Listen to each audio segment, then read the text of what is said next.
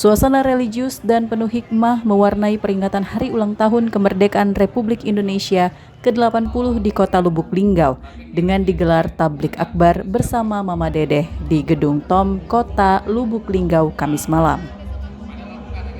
Kegiatan ini juga menjadi momentum syukuran pelantikan Wali Kota dan Wakil Wali Kota Lubuk Linggau, Haji Rahmat Hidayat dan Haji Rustam Effendi.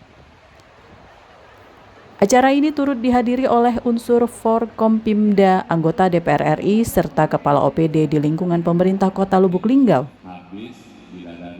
Wali Kota Lubuk Linggau Haji Rahmat Hidayat dalam sambutannya mengatakan kegiatan ini bentuk rasa syukur atas kemerdekaan bangsa serta untuk mempererat ukhuwah dan menyampaikan capaian awal pemerintah kepada masyarakat. Meskipun belum genap 1 tahun menjabat sebagai Wali Kota dan Wakil Wali Kota Lubuk Linggau, sejumlah program telah berjalan sudah sekitar 70%.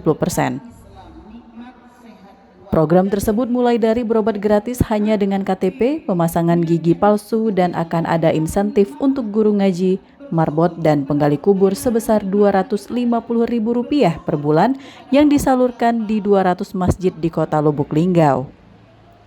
Selain itu, program sekolah gratis yang akan diluncurkan pada Oktober 2025 mendatang, serta akan direalisasikan bantuan modal usaha sebesar Rp2 juta untuk 1.000 pelaku UMKM.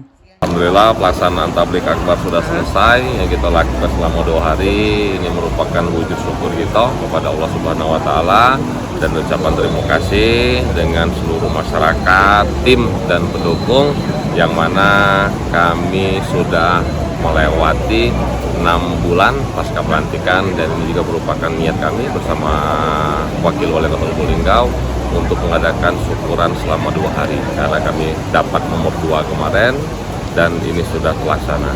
Kita tetap konsisten dengan Linggau juara, maju kotanya dan sejahtera masyarakatnya. Alhamdulillah pencapaian target dari program kita sudah di angka 70%. Mudah-mudahan dengan syukuran ini apa yang diinginkan, kotanya maju, masyarakatnya sejahtera. Tolong mudah-mudahan Allah meridhoi dan tercapai.